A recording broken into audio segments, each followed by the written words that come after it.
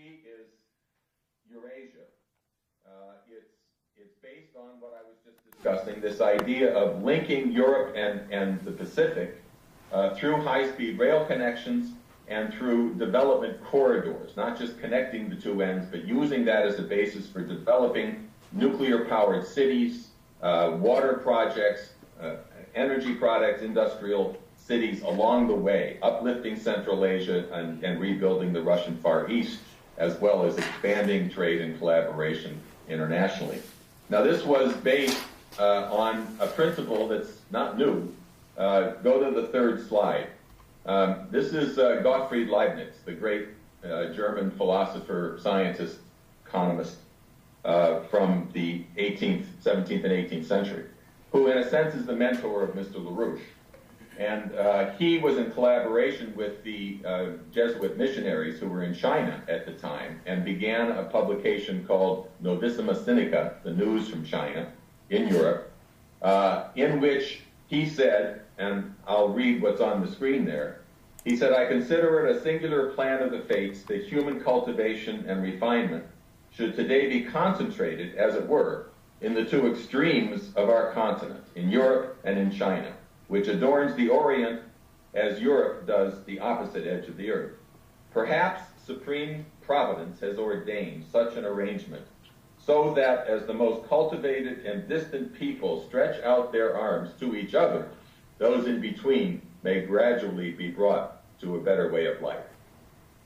This is precisely the idea that is in effect the basis of sovereign nation states as developed at the Peace of Westphalia in 1648. It's the idea of the interest of the other as being one's own interest.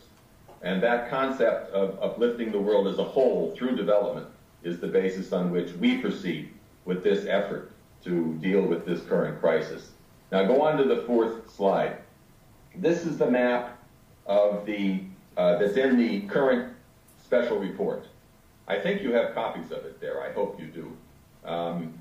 The back cover of that report has the map that I'm showing you on the screen.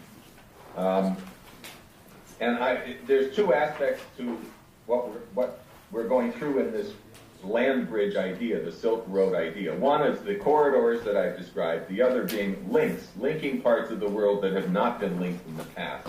And I want to just quickly review a few of them while we're looking at that large map. The first is the Bering Strait, and somebody there might want to point them out in the map if it's convenient. The idea of building a tunnel under the Bering Strait, connecting the United States and Russia, has been around for a very long time, but it became a very serious effort in the 1990s.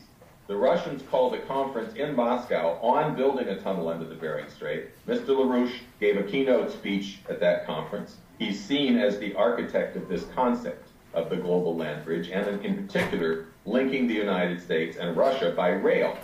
And at that conference, Mr. Putin said that this is a war avoidance policy, because the effort to demonize Russia at that time was already beginning in a serious way. And he said, correctly, that were we to work with the United States on our actual mutual self-interests and the development of the entire Russian Far East and the Alaska, Canada area that now is vastly underdeveloped, this would be a basis for overcoming the kind of manipulated antagonisms and so-called contradictions between them. Now, if you take the rail connection from the United States up to the Bering Strait, which of course would mean developing that entire region through this development corridor idea, and follow that down south through Mexico, through Central America, you're going to come to what's called the Darien Gap. And this is a stretch of about 100 kilometers in Colombia, which is marshland and which has never been connected by either road or rail. And it's, again, something that's been on the board for a long time. It's now imminently feasible, and it's a basis on which we can and must connect the North and South American continents, so that you could actually take a rail from the southern tip of Argentina, through South America, through Central America, through the United States, through Canada, to Alaska, to Russia, to China, to Europe, to the Middle East, into Africa, and down to the tip of Africa when we succeed in building the necessary railroads in Africa. So these are the kind of great projects that we're talking about. Now, there's many more. I'm not going to go through them now for a matter of time. But for instance, we could connect Japan to the mainland both through bridges that go from northern Japan into the Sakhalin Islands and across from the Sakhalin Island to the mainland Russia. We could connect Japan to Korea on the southern tip of Japan.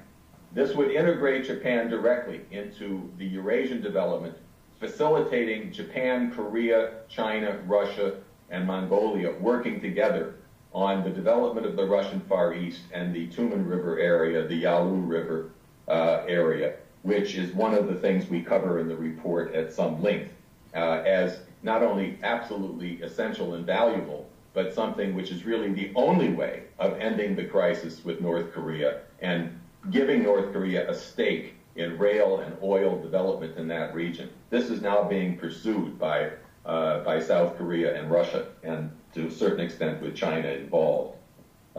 There's also, in Europe, we could and must build a tunnel under the Mediterranean connecting Spain and Tunisia as a basis of bringing Northern Africa and Europe together through rail.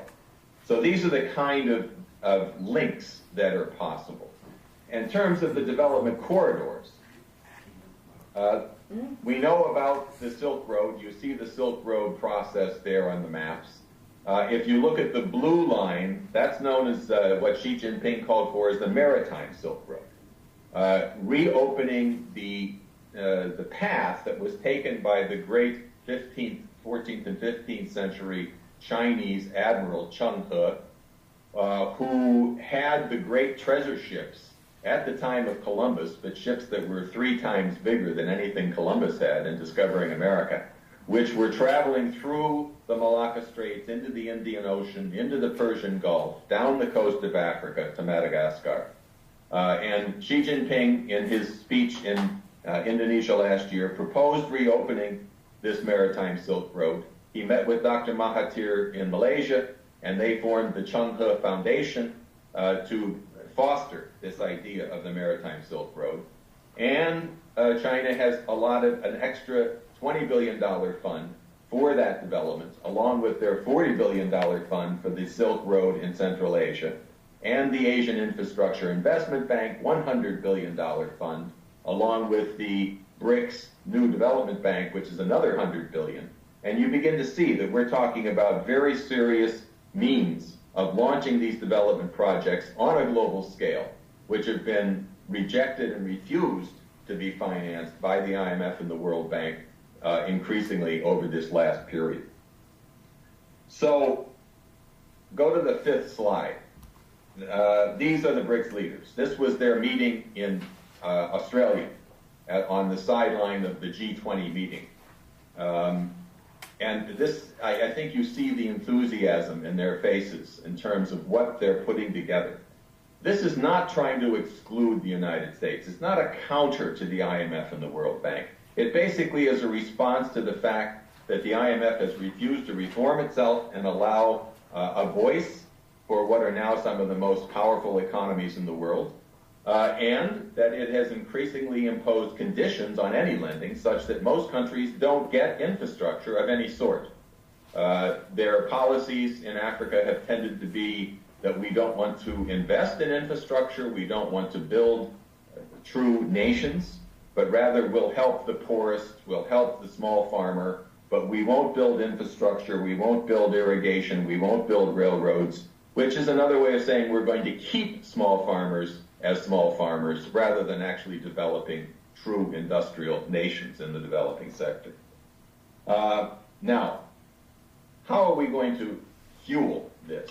This is an extremely important part. Go to the 6th slide. Well, actually, rather than reading that slide, the pamphlet, which I'm sure we have there, or maybe not, you may not, we just started a pamphlet as well, issued a pamphlet. You may not have it there. Here is a picture of it with that same picture of the BRICS nations. It's called Why the United States Must Join the BRICS, a New International Order for Mankind. But one of the graphs they have in here was actually better than the one I have on the screen, which shows what we mean by energy flux density. It asks the question, what amount of fuel do you need to be the equivalent of a tank of gas? If you're burning wood, you need 300 pounds. If you're burning coal, you need 200 pounds. If you're burning gas, you need 16 gallons.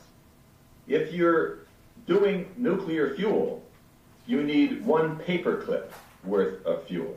If you use deuterium-tritium fusion reactions, you need the equivalent of a grain of rice of fuel. And if you go on to matter-antimatter reactions, which we will someday in the future, it would be the equivalent of what they call a flea egg. And this captures the idea of energy flux density, which is a concept which LaRouche has developed, but which captures really the whole history and progress of mankind. That as it starts with the Promethean myth, when Prometheus decided to defy the gods of Olympus, Zeus and the gods of Olympus, who wanted to treat, which were really another name for the oligarchs of the day, who wanted to keep the human race backwards, who wanted to perhaps even let them become extinct, but to treat them as animals. And Prometheus said no, and he gave man the gift of fire. And with the gift of fire, man was able to use the creative power of the human mind, which distinguished him from the animals, and to begin to develop technologies, to build machines. And as he learned more of mastered the laws of the universe and built machines, he was able to turn something that was just an oily, dirty substance that was ruining their farmland, called oil, that suddenly was transformed into an extremely valuable resource. And as we mastered the science of the atom, we were able to unlock the tremendous power which we didn't even know was there in the atomic structures. And it's in this way that you refute the whole green environmentalist idea that we somehow have limited resources. We don't have limited resources. It's the development of the human mind, the use of fire, fire in the form of nuclear and fusion today, that you overcome limitations of limited resources by redefining what becomes a resource. And I'll mention later, for fusion, which we must reach, and we would have been at fusion already if we had followed John Kennedy's plan. But we must get fusion online within the next 30 years or so. And when we do, that one of the most valuable fuels for fusion is helium-3, which is very scarce on the Earth, but which is very plentiful on the moon. And the U.S., during the days when we were going to the moon, were talking about mining helium-3. We, of course, no longer do that in the United States. We don't have a manned space program. But this is precisely what the Chinese are doing. They're planning on their series of moonshots to mine helium-3, to bring it back here to fuel fusion reactions, to essentially provide power for mankind for thousands of years. And that is the basis upon which this has to move forward. Now, in the meantime, we have to have nuclear power. Lots and lots of nuclear power. Go to the next slide. This is a quote from the first part of the article by our associate Ramtanu Maitra, who was an Indian nuclear engineer who has worked with us for many years. And what he writes at the beginning of that article is more than 1.2 billion people, more than 20% of the world's population, are today without access to electricity. Almost all of them live in developing countries. This includes 550 million in Africa and more than 400 million in India. It is incumbent on all world leaders to bring this number to zero at the earliest possible date, and thus provide all people with a future to look forward to within a span of 25 years. Can this be done with fossil fuels, wind, and solar power? The answer is a resounding no. Now, I'll point out that Mr. Putin is in India today, meeting with this extraordinary new leader in India, Mr. Modi. And what they agreed to already is that Russia will build 12 nuclear power plants for the Indians, who themselves are building their own nuclear reactors and are moving on towards developing other kinds of nuclear reactors, which they're rather unique in their development. And there's a talk about building 24 new nuclear reactors.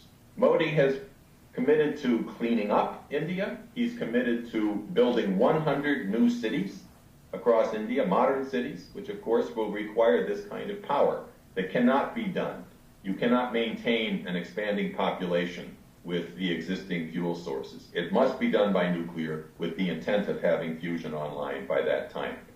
As Helga LaRouche said in her recent presentation in Washington, Modi's building 100 cities. Don't you think we could get the U.S. to build 1 or 2? But, you know, this is the reality. This nation is shutting itself down while the world is leaping forward. Now, besides the power, and by the way, he proves in that article that we need to build 5,000 nuclear power plants worldwide within the next 30 to 40 years, at about 200 per year. And the only thing holding us back from that is that we don't have the capacity to produce that many right now because our nuclear industry has been destroyed. The U.S. can no longer build a nuclear plant. We have to buy the containment vessels from Japan, and Japan is shutting down its nuclear industry. We have a chapter in the report on why Japan must return to nuclear, not only for its own benefit, but for the world, because they have a very powerful nuclear industry capacity. So the other thing is water. Go to the 9th slide, the next slide. This is a picture of the deserts. Of course, a lot of the desert is the Middle East deserts. Mr. LaRouche, back in the 1980s, had a proposal for what's called the Oasis Plan. It was how to deal with the water crisis in the Middle East, where water is actually more valuable than oil. And it has to do with building canals from the Red to the Dead Sea. It has to do with building, filling in the Qatar Depression in Egypt, and massive desalination programs, nuclear-driven desalination plants. I won't go through that now. We have it upgraded. It's in the report. But I want to look at 2 desert areas that show a very stark contrast. One is the Gobi Desert in China, and the other is the so-called Great American Desert, which is in the U.S. Southwest and northern Mexico. Now, look at the next slide. This is NWAPA, the North American Water and Power Alliance. This was a project developed in the 1950s by the Parsons Company. It was ready to go. John Kennedy wanted to build NWAPA. This was going to bring significant portions of the wasted water from Alaska that drains off into the Arctic and into the Pacific, to take a portion of that, to divert it down south, put it through the Rocky Mountain Trench, and basically transform this Great American Desert in America and northern Mexico into agricultural land. It would have doubled the agricultural land in the United States. It would have been the greatest infrastructure program in the history of mankind. There's much I could say about it, but it didn't happen. When Kennedy was killed, we lost the space program, we ended up going to a colonial war, and we lost NWAPA. The result, I think, is stark and clear. We are now watching the state of California and the state of Texas, and to a certain extent, Arizona, Nevada, and others, being absolutely destroyed, because there's no water. And we're in the midst of a drought which is going to continue, because the drought is not caused by global warming, it's caused by galactic phenomena, and it's going to continue. We already have 20% of California's farms have been shut down for lack of water. Our beef herds in Texas are now at the level they were in 1951, with half again more people, or more, because there's no water. We have ghost towns popping up all over. Las Vegas, the capital of gambling and perversity. It's going to be a ghost town. There's no water. They can't sustain it. And we didn't build the project that would have solved that problem. It's now too late. We can't start NWAPA and solve this problem. We need vast emergency measures, nuclear-powered desalination, and we're experimenting. Various scientists are looking at ways of dealing with the water in the atmosphere, but it's going to require new scientific technologies to deal with this devastating collapse that's taking place in the south of the United States, southwest. Now, go to the next slide. This is China.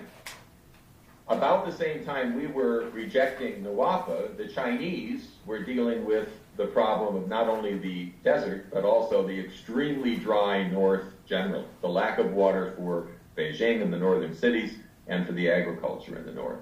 But they did do what they had to do. They began one of what is in fact the greatest water project ever undertaken by mankind, moving huge quantities of water from the south, which has plentiful water, from the Yangtze region, up to the north, to the Yellow River region. And that is now functioning. There were three plans, one on the east, essentially along the route of the old Grand Canal, one in central China, and one out in the far west. The first two are now functioning. This year, they began delivering water to the north. And this is a very serious issue, but it's been solved because they took on the responsibility of addressing the future. The two connections out in the Yangtze River base, the route of the river, moving it up to the Yellow River, those are now under construction. But the first two are functioning, they're working.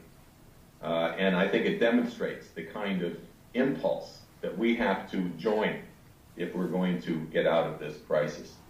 Now, to look at the Silk Road, look at the next slide. This is a picture of China's rail and water projects. Not today, but back in 1919, which never got built. But this was Sun Yat-sen, the founder of the Chinese Republic, who had been educated in Hawaii by Americans connected to the Abraham Lincoln School, Henry Carey's School of Economy. He learned about Alexander Hamilton. He learned about, in fact, he went back and organized the revolution in China based on American system principles, quite consciously. He writes about it. His three principles of the people are based on Abraham Lincoln's idea of government of the people, by the people, and for the people.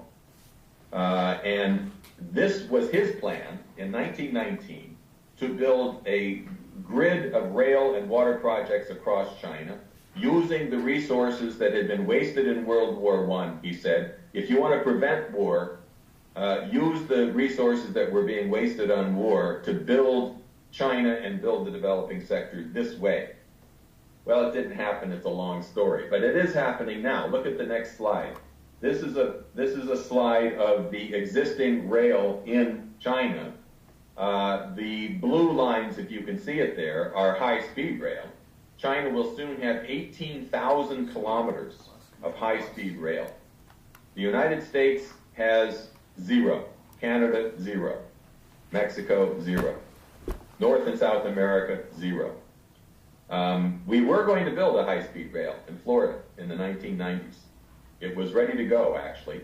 And then a guy got elected governor by the name of Jeb Bush, one of the Bush League crowd. And his first act as governor was to shut down the high-speed rail in Florida, canceled it.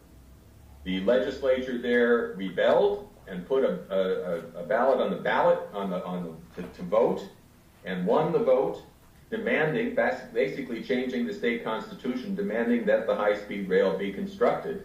And then Bush, as governor, vetoed the funding bills. So it never happened. So this is the tradition of Prescott Bush and the Bush family, who were the supporters of Hitler's rise to power. And it's continuing today. Larry Summers, the man who helped destroy the U.S. and European economies with his policies, just the other day said, we shouldn't be wasting money on fancy high-speed rail and things. We should just fix up what we've got. Don't waste money on the future. And Obama, this is like Obama's statement about a couple years ago, saying we don't need any fancy fusion or something. We can just go with solar power. So this is the mentality which has brought this nation to the crisis that we're now facing, a devastating crisis, a genocidal crisis, I would add. Now, in China, look at the next slide. This is Xinjiang. You hear about Xinjiang. This is where you hear often about the Uyghur terrorism, which is emerging now under the training of Al-Qaeda. And you hear about Chinese repression of the Uyghur people. You don't hear about the massive development taking place in the region, uplifting the standard of living of all people, Han and Uyghur. But what is extraordinary is that they've built 3 high-speed rail connections into Xinjiang, into the cities of Urumqi and Kashgar.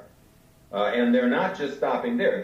These are then going to be the jumping off point, the hub for the Silk Road in Central Asia. Go to the next slide. This is their plan for rail in Central Asia. A lot of this has been built already, and some of it is in process. But it might be a little hard to see. But this is Kazakhstan, Tajikistan, Uzbekistan, and these rail connections will, in fact, and along with pipelines, build these entire regions economically, and of course shoot off into Europe, down into the Middle East, down through Pakistan to the Indian Ocean, and most importantly, down into Afghanistan. Both the Chinese and the Russians are very, very concerned about what's going to happen in Afghanistan as the U.S. pulls out. Under NATO occupation, that country was turned into the greatest opium producer in the history of mankind. It's what Viktor Ivanov, the drug czar in Russia, declared as the Second British Opium War, this time mostly against Russia and the Eastern European countries, as well as China and others. But this massive drug production and the terrorist networks in this region are, of course, they have not been suppressed. They're still there. And neither Russia nor China wants to allow a return of the so-called Great Game with the competition over Central Asia. And the only way to prevent that is by real development. So their plan, and they don't want to be in conflict on this, so they're, even though people in the West would like to have them be in conflict, because this was previously part of the Soviet Union, but they are very committed, Putin and Xi Jinping, to work together to make sure that there's collaboration on building this region, eliminating the drug scourge, taking on the terrorist thing the way it must be, and proceeding from that line. Now, if you look at Russia's view, look at the next slide. Well, this is Russia's rail plan. I can skip by that now. It's a huge plan. They have rail, and you can see the connection there from the Trans-Siberian up to the Bering Strait. They've already begun building that connection, even though there's, of course, no agreement from the U.S. to do it. But the Russian vision is that we're going to start building this right now.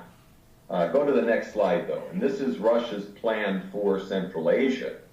Our friend in Russia, Yuri Krupnov, has this plan, taking the science center in Siberia around Novosibirsk, taking that scientific capacity and extending it south through Central Asia, building secondary industries in Kazakhstan and in the Stans, and then tertiary industries in Afghanistan. And again, this is being done in collaboration with China's new Silk Road economic belt as a basis for truly collaborating on dealing with the areas that are still a very serious strategic threat to the entire world. Now, look at the next slide. This slide of Africa, I think this captures the difference between European colonialism and what the BRICS nations are doing in a way which is very stark. On the left, you see the existing rail lines in Africa. It looks like you have a bunch of knives sticking into the continent. And the reason for that was that the colonial powers were only interested in building railroads that could go into the mines and bring out the raw materials. Now, of course, China needs raw materials, no question. So this is not to their self-interest to develop Africa. But unlike the West, they're going to pay for the raw materials. Not with money that's going to sit in their bank and really just be a form of debt and debt slavery, but rather with infrastructure, actually building industrial nations. What you see on the right is the plan for the development of Africa's rail. When Li Keqiang, the premier of China, was there this year, he said, we are going to build high-speed rail connecting every capital of Africa. They're now already planning the building of a cross-continental railroad from Dakar in Senegal to Djibouti. And they might be building a second one. This is a process of building true nations who can be friends and partners through development. Again, an idea that used to be known as the American system. It's what Roosevelt imagined would happen after the war if he hadn't died, and if a puppet Truman under British influence had not taken over and basically helped the Europeans back into their colonies. So look at the next slide, which is South America. Basically the same thing. China is now building a rail connection from Peru to Brazil, the first cross-continental rail there.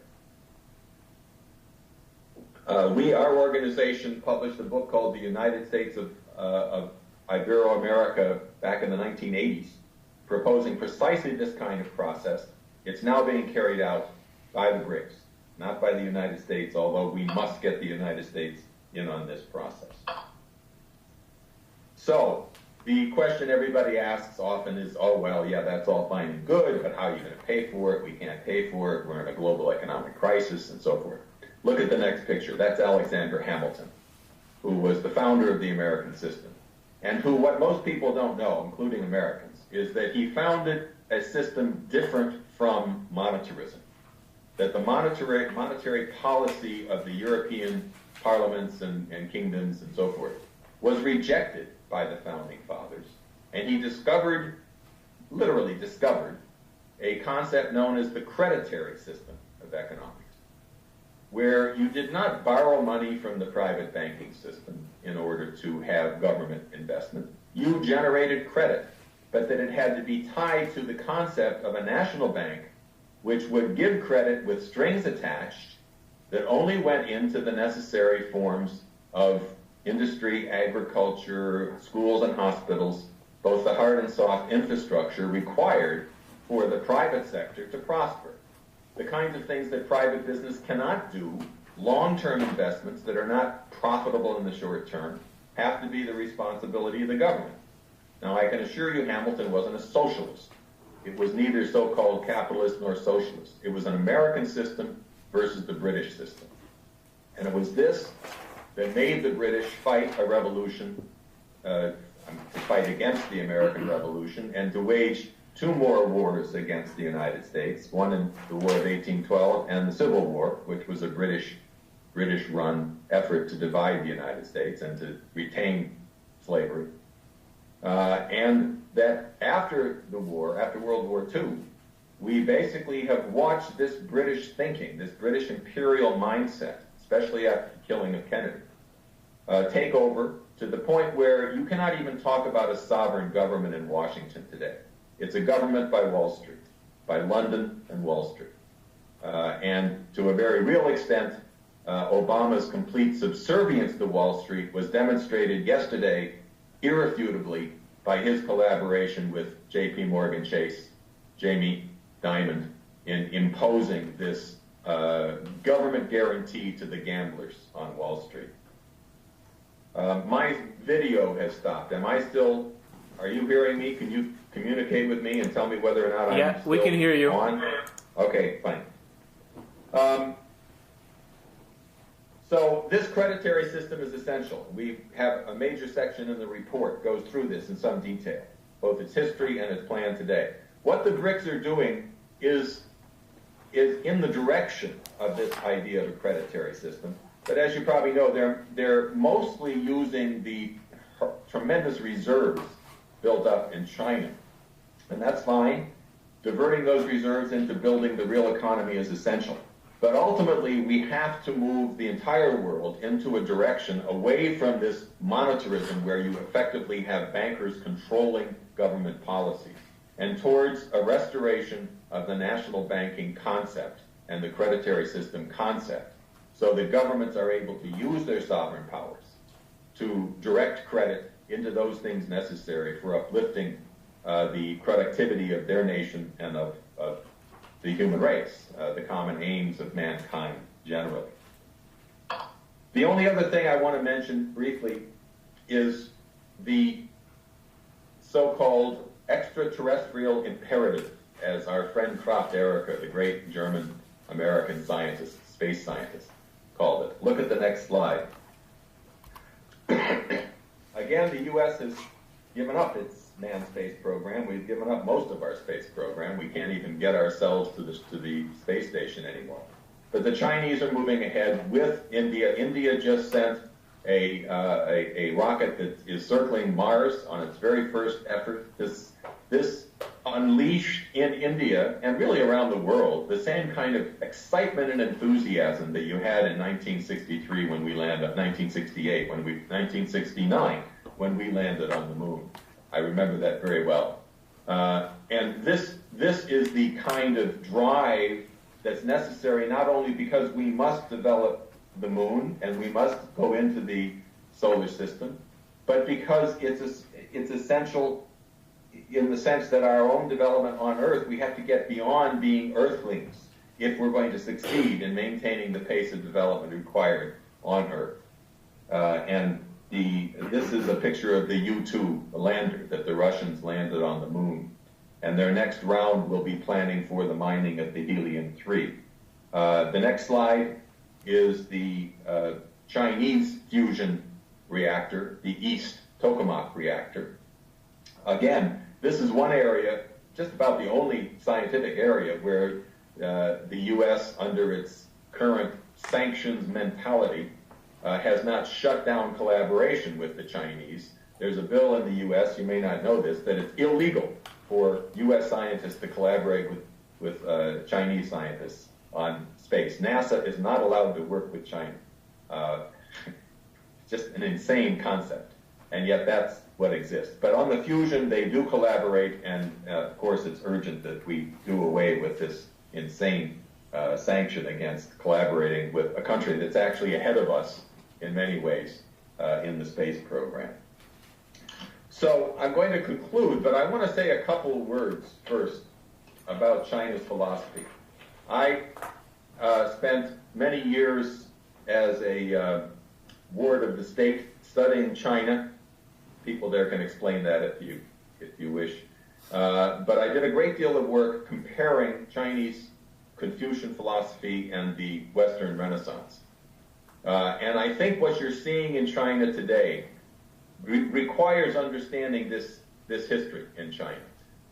Helga LaRouche often says that what she finds in Europe and the United States is that people here, even good people, cannot comprehend that China is not driven by geopolitics the way everybody here is.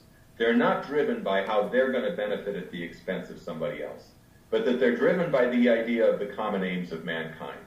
And people have become so cynical that even though this was the principle upon which the sovereign nation state was developed and Western civilization grew, it's now almost inconceivable to Americans and Europeans to think that anybody could think that way, let alone the Chinese, and that therefore they must have devious intentions with their development of these great projects and their building of infrastructure worldwide. Well, it's true. They had this horrible cultural revolution from 66 to 76 approximately, a devastating attack on culture, Chinese culture as well as Western culture. It was a true dark age, a fascist kind of era in China. And getting out of that, a major part was opening up to the West, sending thousands and thousands of students around the world to be educated in modern science and technology. But it also was a return to Confucianism. And what Confucius taught back in the 5th century BC, China wasn't united then, it was different kingdoms, and people went around. I'm just going to try to see if I can get the video turned on again here. No, it doesn't seem to work. For some reason I'm not seeing the video. But anyway, he basically went to the various kings who had the so-called mandate of heaven, and he said, okay, you have the so-called mandate of heaven, but if there is want and strife within your kingdom, then that mandate of heaven shall be taken away from you forever. Very much like the American Declaration of Independence. That in fact there is the responsibility of the leader. He's not leader by birth, by military power, if he cannot succeed in building up the society. He talked about what they considered the four fundamental values of the human being. The creative quality of mind, which they called ren, or like agape in the West, righteousness, knowledge, propriety, that these, like Plato, argued that these were born within people, that people were not animals, that they had in them, infused in them, by heaven, these qualities. And as Mencius said later, Mencius, who was the follower of Confucius about a century and a half later, he said, seek these qualities and you will find them, because they're there. But if you neglect them, then you'll lose them. And I think Mencius, the most important thing, I think, is this concept that Mencius laid forth, where he said, you know, in good times, people are generally good. In bad times, people tend to abandon themselves to evil. If circumstances are bad, they allow their minds to become ensnared in evil. And he said that if a people do not have a dependable livelihood, that they tend to turn to depravity and to crime and licentiousness. But then he said, for the government then to turn around and arrest them, that, he said, is entrapment.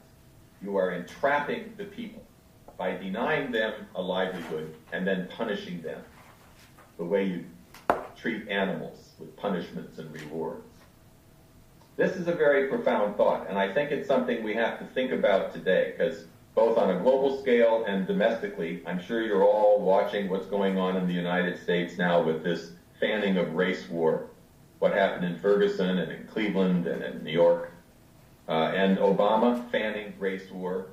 So, of course, there is racism coming out with white police killing unarmed black people and so forth. It does reflect it. But where does that come from? Is this something natural in people? Are people naturally racist? No, it's what Mencius said. When you destroy the livelihood of a people, they turn and strike out at the other. Instead of seeing the principle of the other, which is the basis of the sovereign nation state, the idea that our best interests lie in the interests of the other, and the common aims of mankind.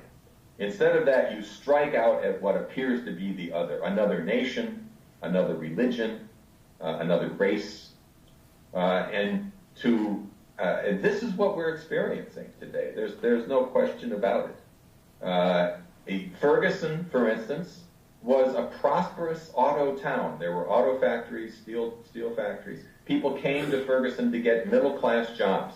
I grew up in Cleveland, Ohio. I worked in the steel mills during the summer in Cleveland. Cleveland is now destitute. All the factories are boarded up. They have nothing except homes that have been foreclosed, thousands of them.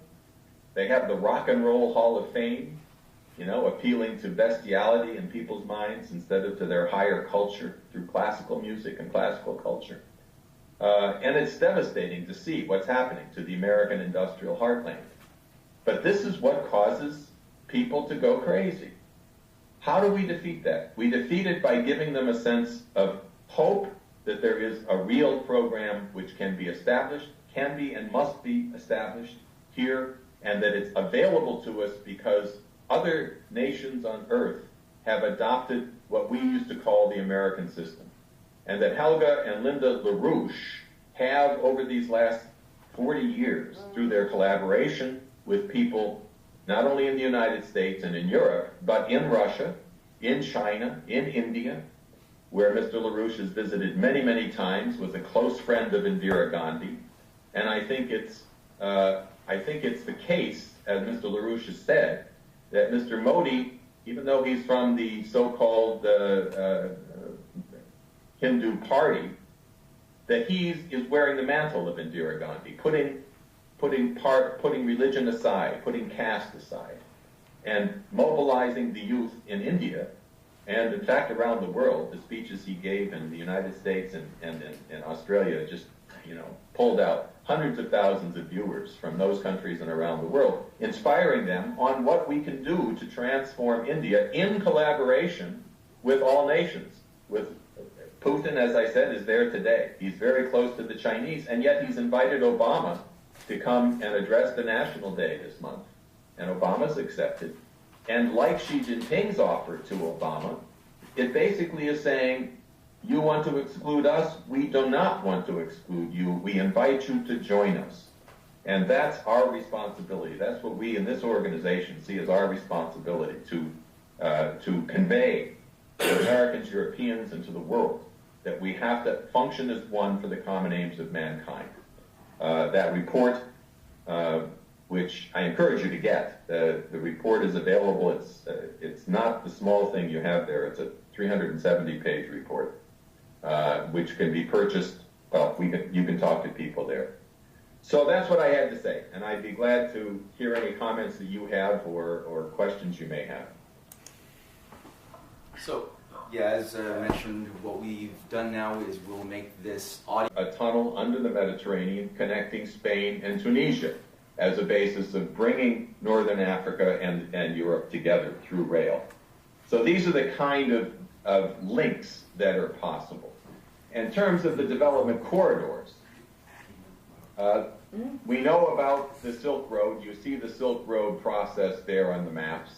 If you look at the blue line, that's known as what Xi Jinping called for as the Maritime Silk Road. Reopening the path that was taken by the great 14th and 15th century Chinese admiral Cheng He, who had the great treasure ships at the time of Columbus, but ships that were 3 times bigger than anything Columbus had in discovering America, which were traveling through the Malacca Straits, into the Indian Ocean, into the Persian Gulf, down the coast of Africa to Madagascar.